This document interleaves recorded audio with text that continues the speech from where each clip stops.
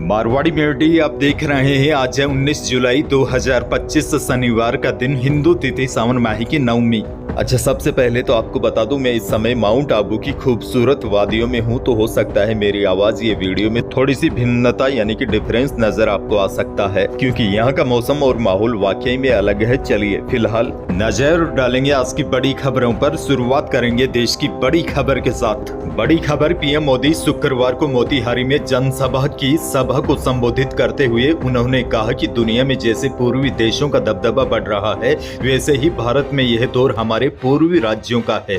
हमारा संकल्प है आने वाले समय में जैसे पश्चिमी भारत में मुंबई है, वैसे ही पूर्व में मोतिहारी का नाम होगा। अपने 33 मिनट के भाषण में पीएम ने ऑपरेशन सिंदूर का जिक्र किया, साथ ही में आरजेडी कांग्रेस पर जमकर निशाना साधा। पीएम मोदी बोले, अब बिहार में विकास करने वाली सरकार है। मोतिहारी में पीएम मोदी ने घोषणा की है कि आने वाले समय में पहली प्राइवेट नौकरी पर केंद्र सरकार 15,000 रुपए देने जा रही है। 1 अगस्त से यह योजना लागू होगी।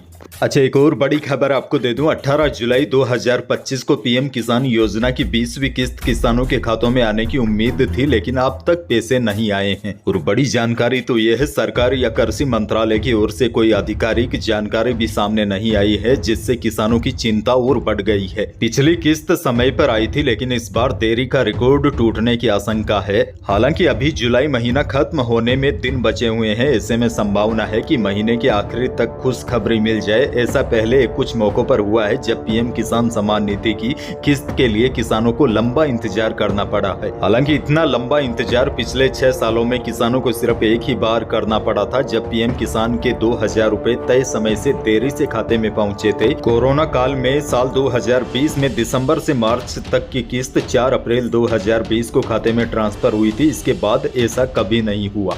आगे बढ़ेंगे, एक और बड़ी खबर, देश में एक और बड़ा बदलाव हुआ है। भारतीय मानक ब्यूरो यानी कि BIS ने शुक्रवार 18 जुलाई से 9 कैरेट गोल्ड से बनी ज्वेलरी पर भी हॉलमार्क अनिवार्य कर दिया है। इससे पहले 24 carat, 23 carat, 22 carat, 20 carat, 18 carat और 14 कैरेट तक के गोल्ड से बनी ज्वेलरी पर ही हॉलमार्क जरूरी था, लेकिन अब 9 कैरेट सोना भी हॉलमार्किंग के दायरे में आ गया है। बहरहाल आगे बढ़ेंगे, राजस्थान से बड़ी खबर, राजस्थान में लगातार बारिश के बाद रेगिस्तान में सूखी पड़ी लूनी नदी में पानी आ गया है। गुरुवार सुबह अजमेर और जोधपुर से होते हुए नदी बालोतरा के रेगिस्तानी इलाकों में पहुंची तो महिलाएं और पुरुष नाचने लगे। लगातार तीसरे साल इस नदी में पानी आया तो लोगों ने खुशी से ढोल थाली बजाकर स्वागत किया। नदी को चुनरी ओढ़ाकर पूजा अर्चना की। आपको बता दें, 11 साल में 7वीं बार है जब लूनी नदी में पानी आया है। अच्छा, एक और बड़ी खबर देखिए, राजस्थान के कई हिस्सों में अब यूरिया खाद की किल्लत हो रही है। प्रदेश के अलग अलग जिलों में किसानों की लंबी लाइनें नजर आ रही है। मांग इस कदर है कि ग्राम सेवा सहकारी समिति कार्यालय पर यूरिया खाद आते ही किसानों की लंबी लाइन लग जाती है। इनमें महिला किसान भी शामिल है, जो घर का कार्य छोड़कर यूरिया के लिए लाइन में लगने को मजबूर है, लेकिन उसके बावजूद भी किसानों को खाली हाथ लौटना पड़ रहा है। फिर आगे बढ़ जाते हैं, एक और बड़ी खबर, राजस्थान सरकार ने प्रदेश के सभी राजकीय विद्यालयों में पढ़ने वाले कक्षा 1 से 8वीं तक के विद्यार्थियों और कक्षा 9वीं से 12वीं तक की छात्राओं को यूनिफॉर्म यानी कि सिलाई सहित व स्कूल बैग खरीदने के लिए 800 रुपए प्रति विद्यार्थी देने का निर्णय किया था। विद्यार्थियों के बैंक खातों में यह राशि जमा होनी थी, लेकिन कुल 70 लाख पात्र विद्यार्थियों में से 14 लाख लाभार्थियों के खातों में ये राशि नहीं पहुंच पाई थी। अब शिक्षा विभाग ने सख्त रूप अपनाया है। राज्य के सभी जिला शिक्षा अधिकारियों और संबंधित अधिकारियों को स्पष्ट निर्देश दिए हैं कि शेष विद्यार्थियों का जन आधार साला दर्पण पोर्टल पर शीघ्र ही अधिप्रमाणित कराए। स्कूल स्तर पर निगरानी रखकर प्रक्रिया में तेजी लाए, ताकि शेष लाभार्थियों को इस योजना का जल्द लाभ मिल सके। एक और बड़ी खबर, राजस्थान में 16,434 पदों पर भर्ती होगी। राजस्थान लोक सेवा आयोग की ओर से 5 विभागों में 12,121 पदों पर वैकेंसी निकाली गई है।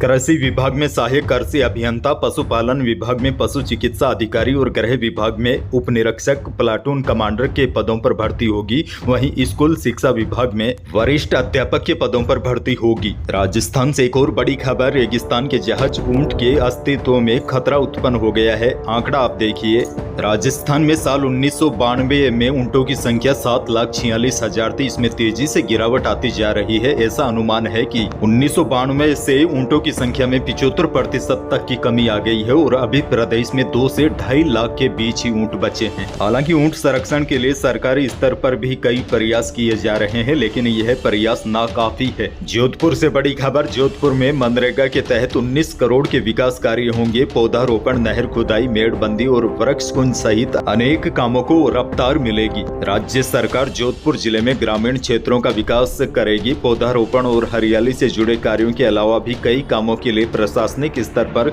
स्वीकृति जारी की गई है, जिसमें बड़े स्तर पर जिले के ग्रामीण हिस्सों में विकास हो सकेगा। आगे बढ़ेंगे, एक और बड़ी खबर, प्रदेश के अलग अलग जिलों में बिजली विभाग की विजिलेंस टीम की छापेमारी लगातार जारी है। शुक्रवार को जयपुर के चोमू, सायपुरा, भांकरोटा और आदर्श नगर समेत 8 जगहों पर टीमों ने दबिश दी। इन जगहों पर बिजली चोरी के बड़े मामले पकड़े गए, जिनमें PG hostel, library, poultry farm, RO, mineral plant और आवासीय परिसर शामिल है। इन सभी मामलों में कुल 20,66,000 रुपए का जुर्माना भी लगाया गया। जयपुर से बड़ी खबर, केंद्रीय अन्वेषण ब्यूरो की जयपुर टीम ने उज्जैन के केंद्रीय नारकोटिक्स ब्यूरो के इंस्पेक्टर और बिचौलिए को रिश्वत लेते अरेस्ट किया है। आरोपी ने नारकोटिक्स केस में परिवार को नहीं फंसाने की एवज में रिश्वत की मांग की थी। कुल 1 करोड़ की रिश्वत मांगी गई थी। इसके बाद 53 लाख में सौदा तय हुआ था। इंस्पेक्टर के लिए 3 लाख रुपए लेते बिचौलिए को पकड़ा गया है। इसके बाद उज्जैन से इंस्पेक्टर को गिरफ्तार किया है। फिलहाल दोनों आरोपियों से सीबीआई टीम पूछताछ करने में जुटी है। सूत्रों के मुताबिक सीबीआई जयपुर की टीम चित्तौड़गढ़ के एक होटल में रिश्वत लेने पहुंचने पर आरोपी और बिचौलिए को पकड़ा।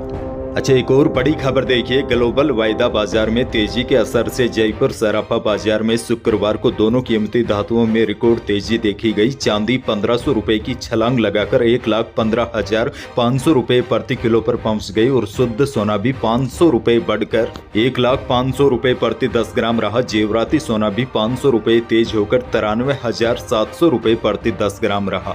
श्रीगंगानगर जिले से बड़ी खबर, गणेशगढ़ में रहने वाले 4 युवकों की सिरसा में इंदिरा गांधी नहर में डूबने से मौत हो गई। सभी युवक गांव कालवाना में एक व्यक्ति की मौत होने के बाद दुख में शामिल होने गए थे। वहां से लौटते समय उनकी बोलेरो इंदिरा गांधी नहर में समा गई। मौसम को लेकर भी बड़ी खबर है, बंगाल की खाड़ी में आए डिप्रेशन सिस्टम की राजस्थान में एंट्री हो गई है। इसके साथ ही भारी बारिश का दौर शुरू हो गया है। शुक्रवार को अजमेर, राजसमंद, पाली, कोटा, प्रतापगढ़, जोधपुर, धौलपुर समेत कई जिलों में भारी बारिश हुई। धौलपुर में 5-5 इंच पानी बरसा। अजमेर, पुष्कर में बाढ़ जैसे हालात हो गए। शनिवार को झालावाड़, अजमेर, बूंदी, राजसमंद में स्कूलों की छुट्टियां रहेगी और झालावाड़ में आंगनबाड़ी केंद्र भी आज बंद रहेंगे। राजसमंद में तालाब फूटने से 3 स्कूली बच्चों सहित 7 लोग पानी के तेज बहाव में फंस गए। हालांकि रेस्क्यू ऑपरेशन के बाद सभी को सुरक्षित बाहर निकाल लिया गया है। वहीं जोधपुर के अरना झरना क्षेत्र में डूबने से एक युवक की मौत हो गई। और देखिए, सबसे बड़ी जानकारी तो यह है, मौसम केंद्र जयपुर के मुताबिक इस सिस्टम का असर आज यानी कि शनिवार को 6 जिलों में रहेगा। 6 जिलों में आज भारी बारिश होने की संभावना है। वैसे पिछले 24 घंटों में राजस्थान के कई जिलों में भारी बारिश का दौर जारी रहा। राजसमंद के कुंभलगढ़ क्षेत्र में भारी बारिश की वजह से एक तालाब टूट गया। और देखिए, अब बड़ी अपडेट ये है, आज यानी कि 19 जुलाई को जोधपुर, नागौर, पाली, अजमेर, जालोर और सिरोही जिलों में भारी बारिश की संभावना है। इसके साथ ही चूरू, सीकर, बीकानेर, भीलवाड़ा, राजसमंद, उदयपुर, बाड़मेर और जैसलमेर में हल्की से लेकर मध्यम दर्जे की बारिश होने की संभावना है। अंत में एक और बड़ी खबर आपको दे दूं, बुजुर्गों को मिलने वाली वृद्धावस्था पेंशन में बड़ा खेल चल रहा है। पेंशन पाने के लालच में युवा बुजुर्ग बन रहे हैं और महिलाएं विधवा बनकर पेंशन उठा रही है। यह सब आधार कार्ड की में उम्र बदल कर हो रहा है। जितनी अधिक उम्र, उसकी उतनी ज्यादा रेट लग रही है। और बड़ी जानकारी यह है, इस जालसाजी करने में तहसील समेत अन्य जगहों पर संगठित गिरोह पिछले 2 सालों से सक्रिय हैं। कई ई मित्र संचालकों ने भी इस फर्जीवाड़े का जमकर साथ दिया है। और देखिए, अब जिम्मेदार भी इस बात को लेकर गंभीर नहीं है। वही हमेशा की तरह रटा रटाया जवाब। जिम्मेदारों का कहना है कि अपात्रों को वृद्धावस्था पेंशन का लाभ लिए जाने का मामला संज्ञान में आया है। इसकी जांच करवाकर नियमानुसार कार्रवाई की जाएगी। यही थी आज की बड़ी और महत्वपूर्ण खबरें। वीडियो को लाइक करना बिल्कुल न भूलिए और चैनल पर नए हैं तो सब्सक्राइब जरूर कीजिए ताकि आप अपडेट रहे बड़ी खबरों से। धन्यवाद।